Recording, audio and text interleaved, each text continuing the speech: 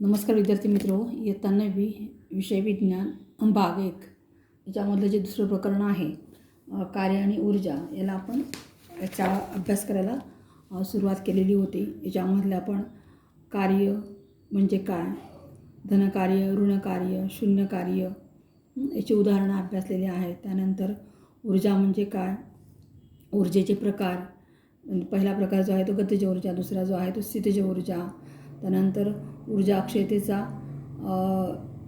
नियम, मुक्तपतन, हे सगळे जे काही मुद्दे आहेत प्रकरण क्रमांक 2 मधील कार्य आणि ऊर्जामधील याचा आपण अभ्यास केलेला आहे.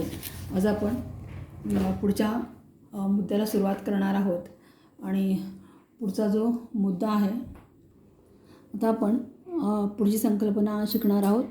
संकल्पना आहे शक्ती, ज्याला इंग्रजीमध्ये पॉवर असं म्हटलं जातं. शक्ती, आता शक्ती म्हणजे काय, तर कार्य करण्याच्या दरास शक्ती असे म्हणतात. कार्य करण्याच्या दरास शक्ती असे म्हणतात. आता या ठिकाणी तुम्हाला विचार करावं सांगा. याच्यामध्ये काही उदाहरणं दिलेली आहेत की तुम्ही ज्या गतीने एखादा जिना चढून जाऊ शकता तेवढ्याच गतीने तुमचे वडील जिना चढतील का. त्यानं दुसरं आहे बघा, गच्चीवरील पाण्याची टाकी भरण्यासाठी तुम्ही बादलीने भराल की मोटरच्या साह्याने. या दोन उदाहरणांचा जर आपण विचार केला तर जिना आपल्याला चढायचा आहे, तुमचे वडील पण जिना चढतात आणि तुम्ही पण जिना चढता. तर सर्वात अगोदर कोण जिना चढून जाईल, तुम्ही स्वतः जिना चढून जाल.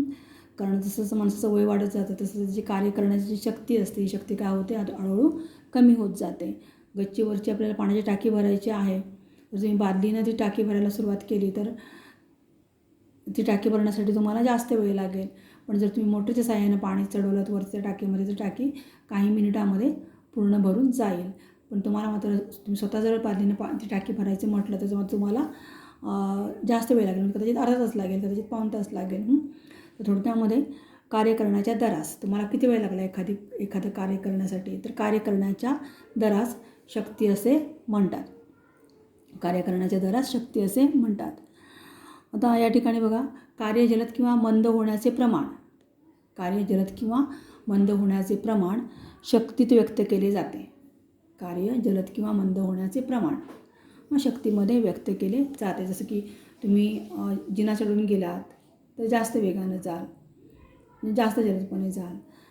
त्यावर उलट तुमचे जर वडील तो जिना चढत असतील तर त्यांना तो जिना चढून जाण्यासाठी जास्त वेळ लागेल, म्हणजे ते जे काही कार्य आहे हे मंद गतीनं होईल.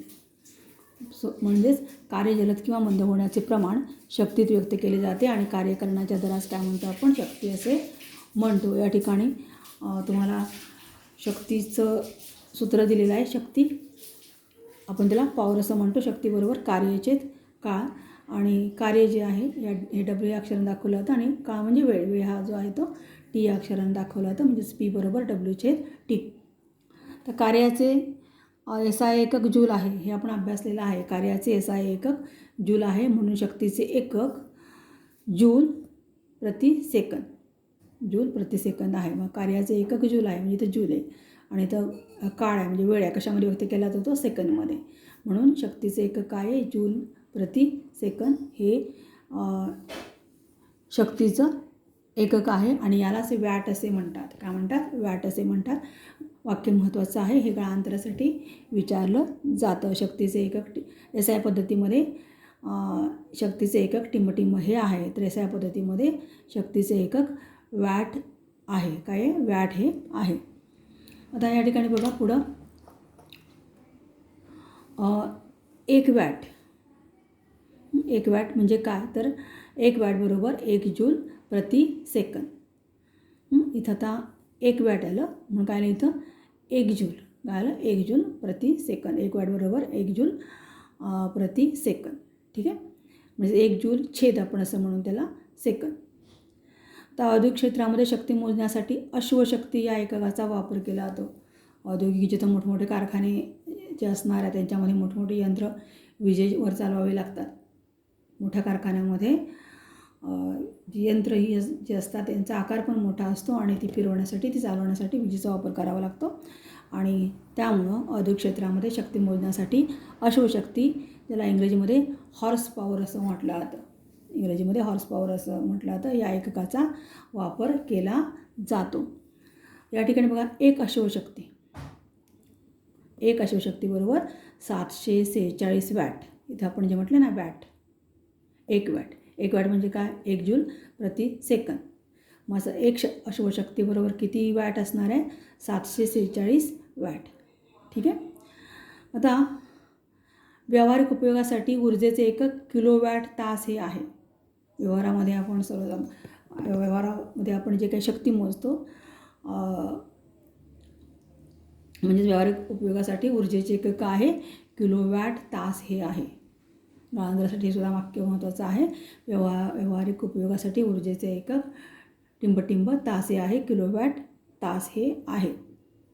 आता 1 किलोवॅट, इथं बघा दिलेलं आहे, 1 किलोवॅट ही शक्ती म्हणजे 1000 जूल प्रति सेकंद याप्रमाणे केलेले कार्य.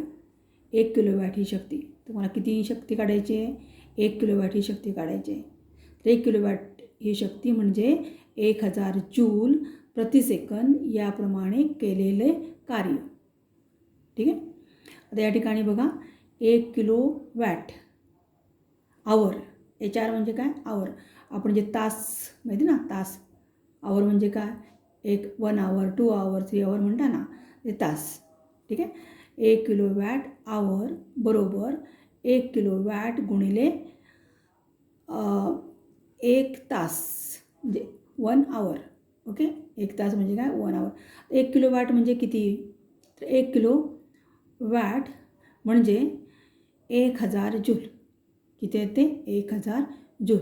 ते तुम्ही इथं घेतलेले आहेत. बघा ना, इथं दिले तुम्हाला 1 किलोवॅट ही शक्ती म्हणजेच 1000 जूल. ते तुम्हाला इथं तुम्ही घेतलेले आहे. 1000 हे वॅट आहे. ठीक आहे.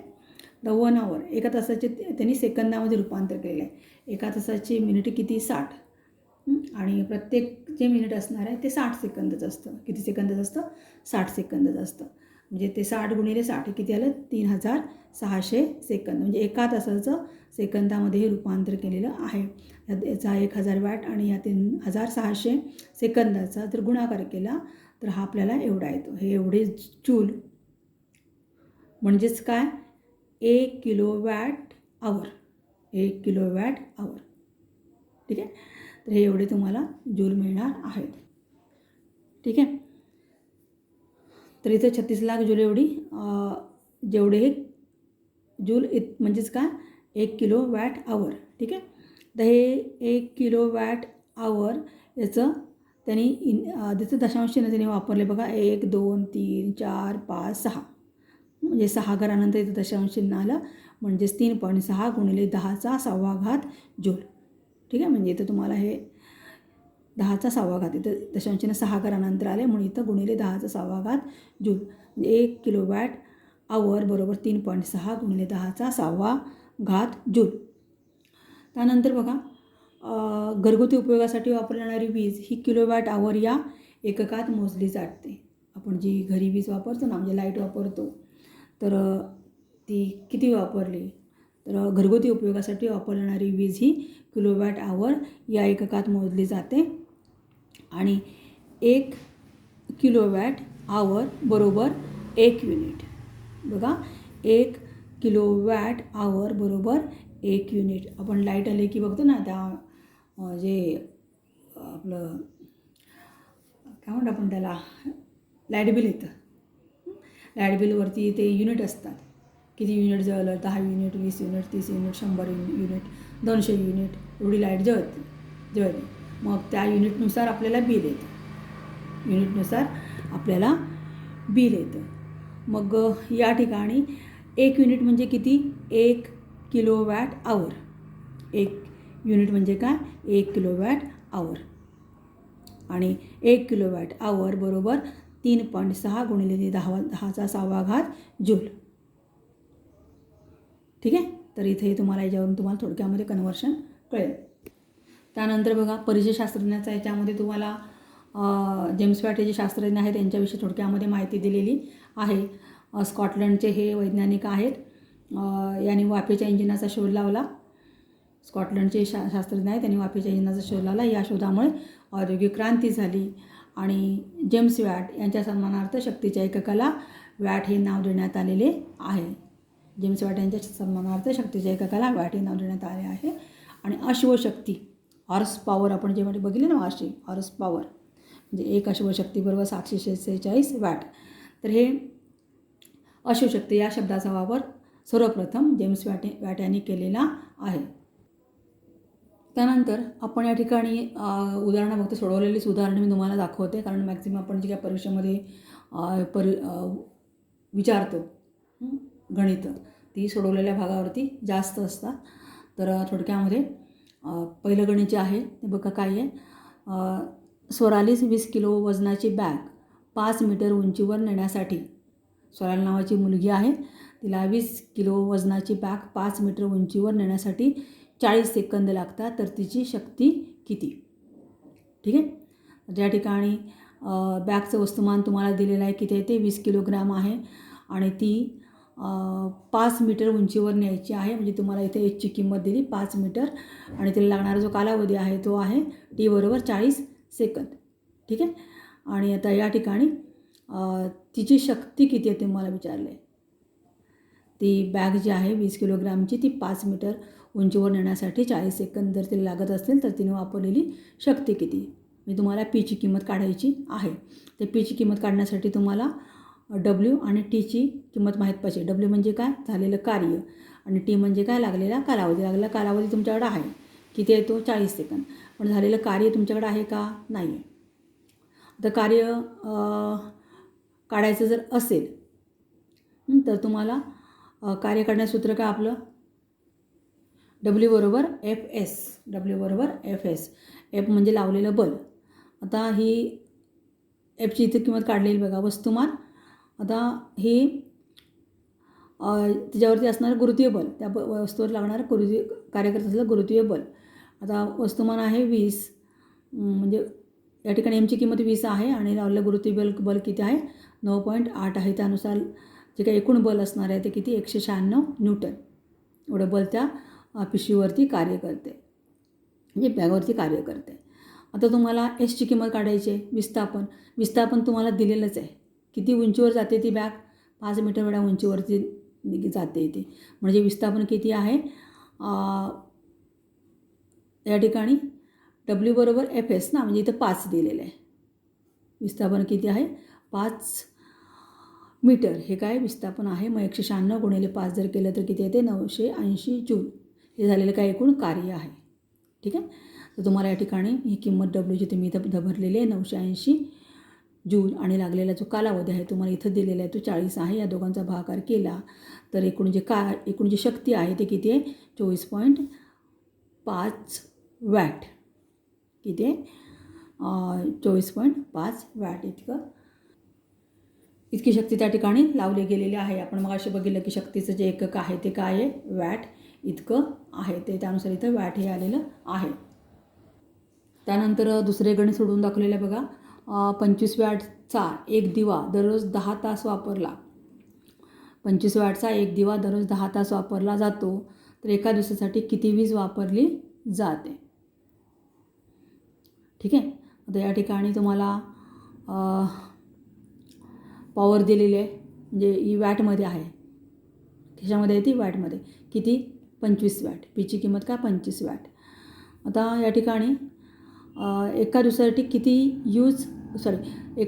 किती वीज वापरली जाते हे तुम्हाला काढायचं आहे, म्हणजे ऊर्जा काढायची आहे. ठीक आहे. आता या ठिकाणी हे जे वॅट आहे याचं आपलं रूपांतर किलोवॅटमध्ये करावं लागेल. कशामध्ये करावं लागेल? किलोवॅटमध्ये करावं लागेल. तर या ठिकाणी आपण अगोदर बघितलं तर बघा की 1 किलोवॅट आवर म्हणजेच काय? 1 किलोवॅट आवर बरोबर 1 युनिट. काय म्हटलं होतं आपण? 1 युनिट. त्यानुसार या ठिकाणी हे जे शक्ती आहे 25 वॅट याचं रूपांतर आपल्याला इथं किलोवॅटमध्ये करायचं आहे. म्हणजे त्याला 1000नं भागावं लागेल. या 25ला कितीनं भागावं लागेल? 1000नं. त्यानुसार भागल्यानंतर म्हणजे एकक, दशक, शतक आणि हजार. ठीक आहे. दशांशाने या ठिकाणी तुम्हाला मिळेल. म्हणजेच ही पॉवर जी आहे 25 वॅट याचं रूपांतर 0.025 किलोवॅटमध्ये झालेलं आहे. म्हणजे इतकं झालेलं आहे. तुम्हाला आता ऊर्जा काढायची. ऊर्जा काढण्याचं सूत्र आहे शक्ती गुणिले काळ. शक्ती किती आहे ही तुम्हाला इथे मिळालेली आहे. लागला कालावधी किती आहे? 10 तास आहे. तो इथं तुम्ही घेतला. तर हे SI मध्ये आहे आणि हे सुद्धा काय आहे?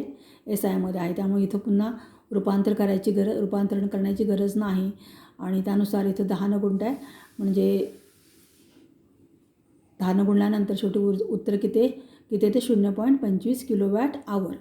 आता हे आवर का आलं तर इथं हे तास आहेत, कशामध्ये आहे, तासामध्ये आहे, त्यामुळं इथं 0.25 किलोवॅट आवर इतकी ऊर्जा तुम्हाला वापरावी लागेल. ठीक आहे. तर या ठिकाणी